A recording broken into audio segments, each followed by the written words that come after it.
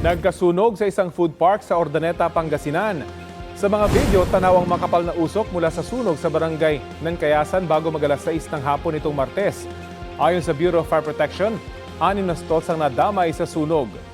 Kwento ng food park organizer, nagsimula ang sunog matapos mag-spark ang wire ng isang appliance sa isang pwesto. Wala namang naitalang nasugatan sa sunog. Inaalam pa ang halagang pinsala. Sugatan ng isang truck driver sa Cagayan de Oro City matapos maipit sa pagitan ng dalawang container van. Sa video, kitang inaatras ng forklift ng container van. Doon nakita ang naipit na driver na nilapitan at binuhat ng kanyang mga kasamahan.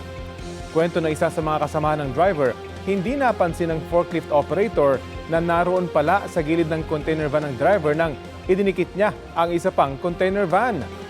Nagpapagaling na sa ospital ang driver na nabalian ng braso at tadyang.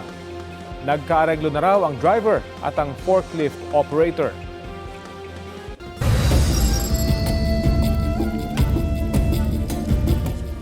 Nalunod ang isang lalaki matapos tumaob ang sinasakyang bangka sa Buldon, Maguindanao del Norte.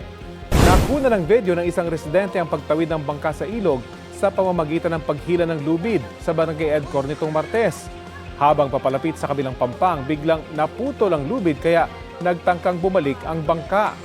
Nawalan yun ng balanse dahil sa pagpasok ng tubig hanggang sa tumaob. Ayon sa pulisya, nahulog sa ilog ang 12 sakay ng bangka.